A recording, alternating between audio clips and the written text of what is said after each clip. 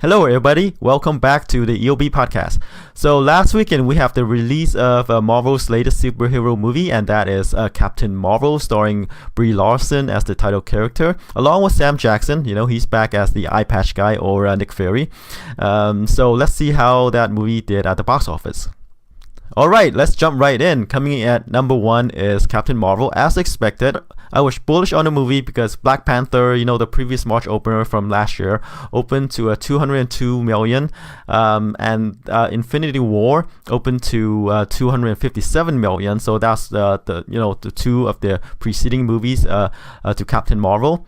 And this one is sort of like a new character, right? Her character was kind of introduced in Infinity War from last year, where Nick Fury called her to help out, and this is her origin story with Captain Marvel, and she will play a bigger role in the next Infinity War Endgame that's coming out I believe sometime this year as well, in next month.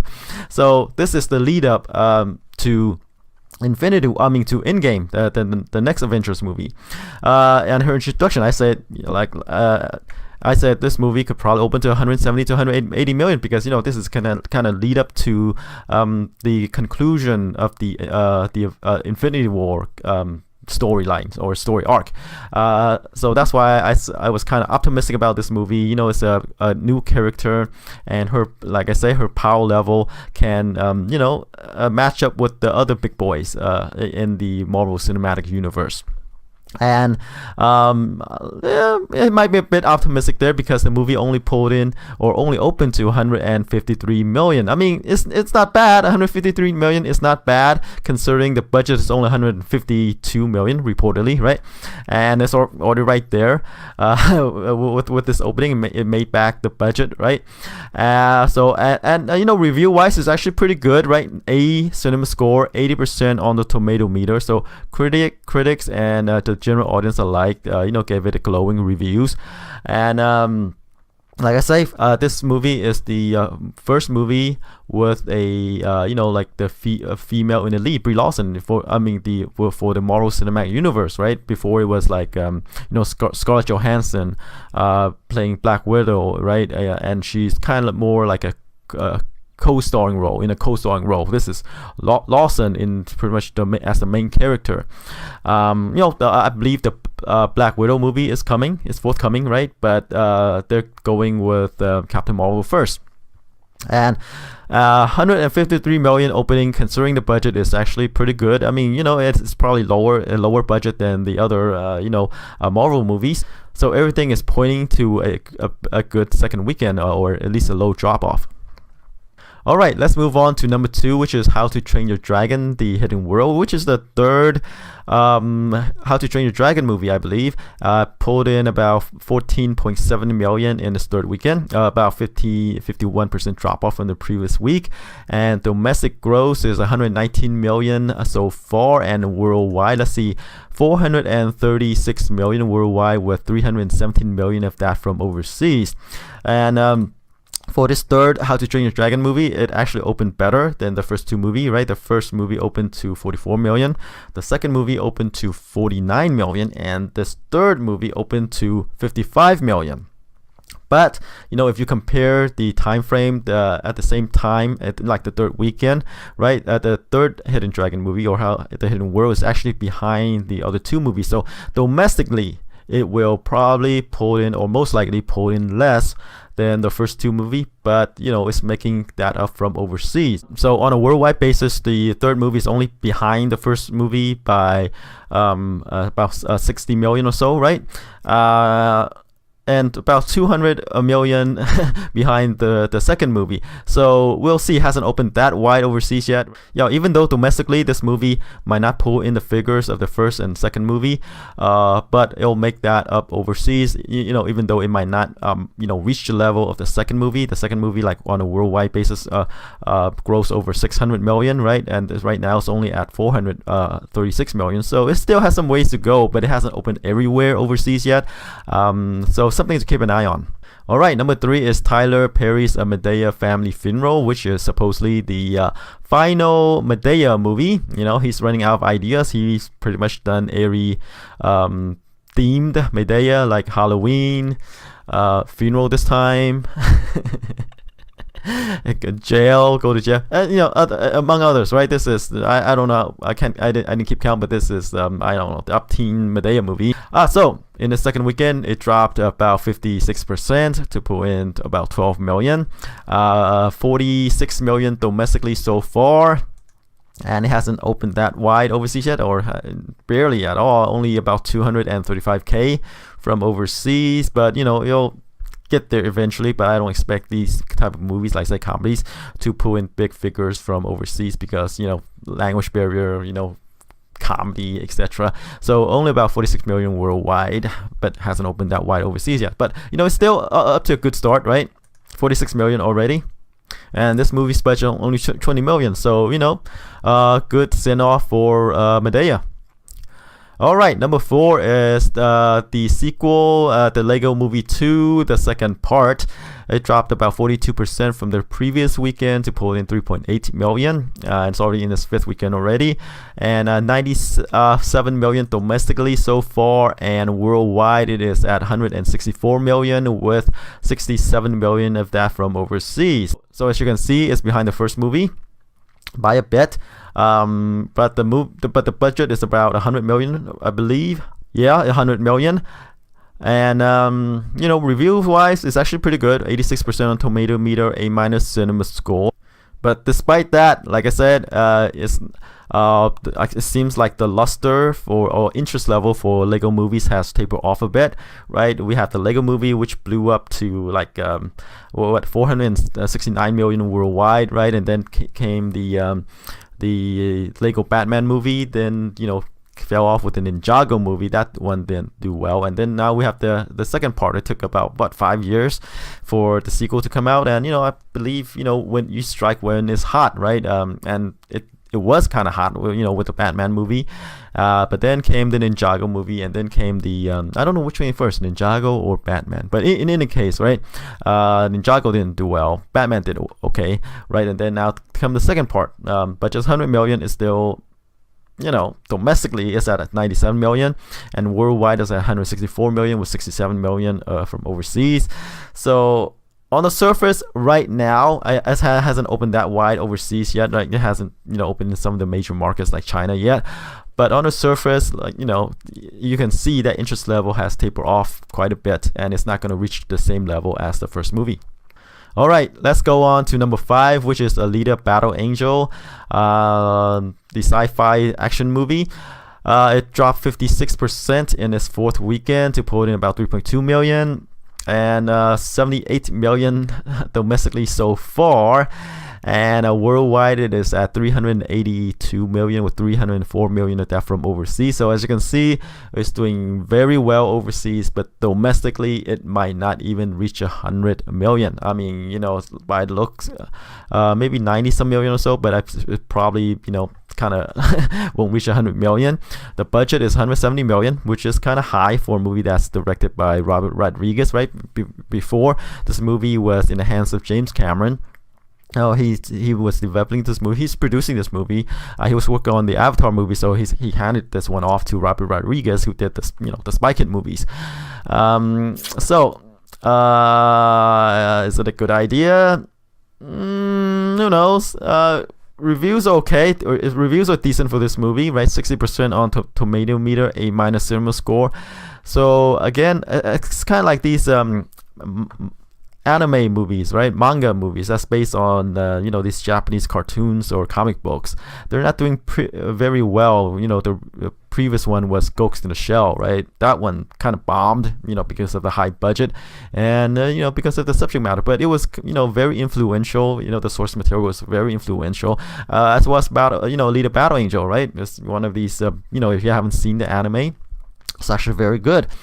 But this is more kind of like a live action CGI mix, and they're bringing this to a wider audience, and the wider audience say probably not my cup of tea. I mean, if the budget's lower, it's actually okay, right? But the budget is 170 million, and it's not doing that well domestically, but overseas it's doing okay. But we'll see how well it's doing overseas, right? It has to be overseas play right now. but it's doing okay overseas, right? Combined with the domestic figures, 382 million, 170 million budget, right? You have these, conventional wisdom say you have to do at least 2 times the budget to break even. And I believe it kind of broke even, but it's they have to make the money back on maybe merchandise or cable TV play, what have you there. All right, so that's Alita Battle Angel. Number 6 is Green Book, the Oscar winner. I put in 4.5 million in the 17th weekend. Definitely got that Oscar bump right there, right? Drop off about 46% from the previous weekend. Domestic gross is at 80 million, yay, right? Budget's only 23 million. And worldwide, it is at 242 million, surprisingly, because 160 million are from overseas. You know what I said about dramas and comedies not doing well overseas? Well, Green Book is one of these exceptions. All right, number 7 is Isn't It Romantic? The rom-com starring Rebel Wilson, I believe, in her lone lead role. This movie pulled in about 2.4 million in its 4th weekend, drop off about 47%. You can see the drop off is relatively low. I mean, given that there's a big movie in theater named Captain Marvel, right? 44 million domestically so far, and it hasn't opened worldwide yet, so it's only 44 million domestic. Next, number 8 is Fighting With My Family, I guess featuring Dwayne Johnson, about siblings who try to make it into the WWE, which is kind of like a wrestling entertainment organization, the wrestling, professional wrestling. It pulled in 2.2 million in this 4th weekend, 53% drop off, and about 19 million domestic so far. And it hasn't opened overseas yet, so we don't have the overseas figure. This is a movie I thought would do well because it has Dwayne Johnson, right? Except that this one he's not exactly featured, right? He just plays kind of a supporting role. He's not in the movie much. All right, number 9 is Greta. This is kind of like the thriller horror movie starring Chloe Moretz and Isabelle Huppert. And it pulled in about roughly about 2.2 million as well, but below Fighting With My Family's 2.2. If you pull out the number out. Let's see, 8.2 million in its 2nd weekend. So kind of like a minor movie. I said in the preview that this movie didn't star anybody that would pull in the crowd. This is one of these movies that got just stumped out there to sink or swim, and it kind of sank. It depends on the budget, right? I don't know what the budget for Greta is. It's not shown, but it couldn't be that high. But still, it's one of these movies that's cause a blip at the box office and just disappears. All right, closing out the top 10, it is Apollo 11, which is a documentary about, I believe, the space program.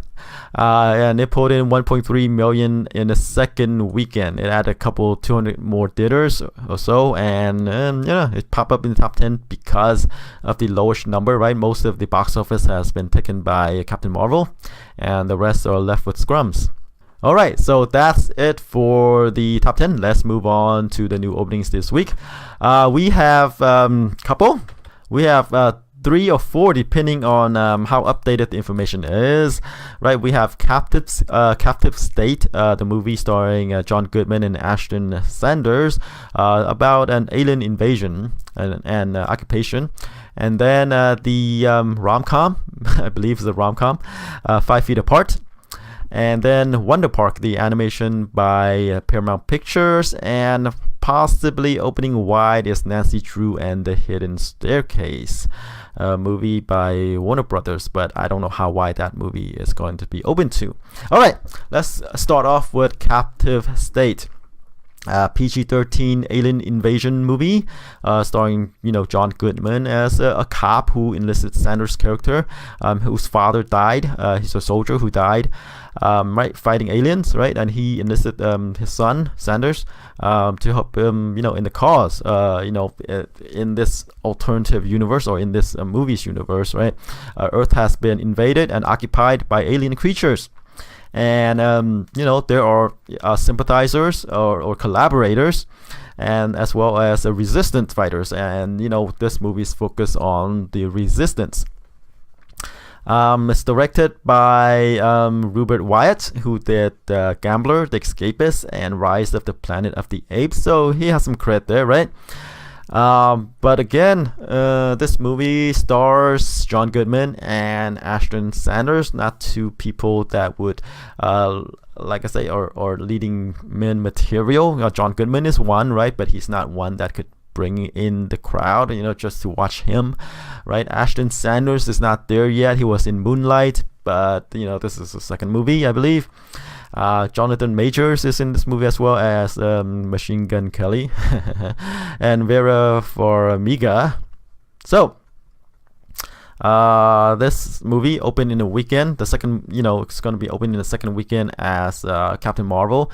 I believe all the focus is still going to be on Captain Marvel. I expect a low drop off for Captain Marvel, by the way. But Captive State, as counter programming somewhat, a thriller, alien invasion movie. But I don't think it's gonna capture any audience from Captain Marvel. Given that, I think with the people involved, and it looks kind of polished, even though it's not up to the level as Captain Marvel. I think it's still gonna do okay, right? And how okay? I believe it's gonna open to somewhere in the 10 million-ish or so. So 10 million for Captive State. All right, moving on to 5 Feet Apart. As you can surmise, right? If you watch the trailer, it's based on a novel by Rachel Lippincott. Movie by the same name, stars. It's kind of like The Fault in Our Stars, right? About two characters who has cystic fibrosis, and they need to stay 6 feet apart from each other so they don't cross-contaminate each other, right? Life-threatening disease. And they learn, they desire to be like normal people, normal couples. Live normal life, except they got this life-threatening illness. They had to stay away from people. And they learn to love in their own way with this distance between them. But again, another movie that's just out there, it's released by CBS Films. It's based on a novel, but with these novels, YA genre in particular, right? Those are very missed at this point, right? I was going to say hit and miss, but it's very missed at this point because all the previous, with a couple exceptions, in the YA genre kind of bombed at the box office. And this is one of them, 5 Feet Apart. So I don't think it's going to open well at the box office, but you have to taper expectations there. I don't think the budget is going to be high. It's going to open in theaters and it's going to go straight to, cable, what have you, right? So 3 to 5 million opening for 5 Feet Apart, probably on the low end. All right, Wonder Park is an animation by Paramount Pictures. It's about a girl. When she was a kid, has played this game with her mom. They imagine this park that's filled with these fun rides and animal creatures, right? And then when she becomes a preteen, I think her mom somehow is out of her life and she became very moody.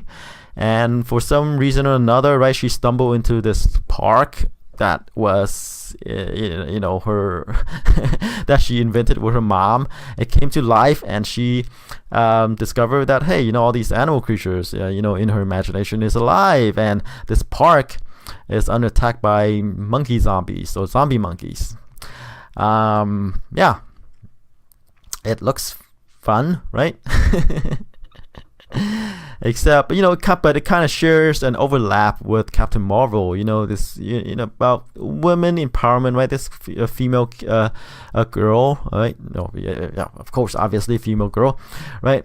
But a girl, and Captain Marvel is about a young woman as well. With these overcoming obstacles, etc. Right? So Wonder Park. Given that, right, this one goes younger, right? So I think an opening somewhere in about the 10 million ish range, 10 to 15 million range is not out of the possibility for Wonder Park. So like I said, I expect most of the box office to be taken by Captain Marvel again. All right, let's move on to Nancy Drew and the Hidden Staircase. I don't know how wide this movie is open to. If it's open wide, even if it's even if it's open wide, right? I don't see the advertisement for this one. I think the awareness for this movie is low. It's directed by Kit Shea, who directed The Rage, Carrie 2, as well as some B horror movies from years back. Stars Sophia Lillis as the title character, Sam Trammell as her brother Carson. Not well-known people. So again, I don't. It's one of these movies that was good on paper. I don't think has a huge budget. The fact that it's directed by Kat Shea, no knock on her, but her filmography does not lend credence to that a lot of thought has been placed on this movie. It's one of these throwaway movies, right? They make this movie to kind of like keep the property in play, so to speak, right? They need to make movies or lose the IP or something like that. I think this could be one of those, right? So 3 million opening, if it's wide, 3 to 5 million opening if it's wide, lower if it's limited. So yeah, Nancy Drew and the Hidden Staircase. Alright, so that's it for this week. Tune in next week to see how I did with my projections. Until then, take care, bye bye.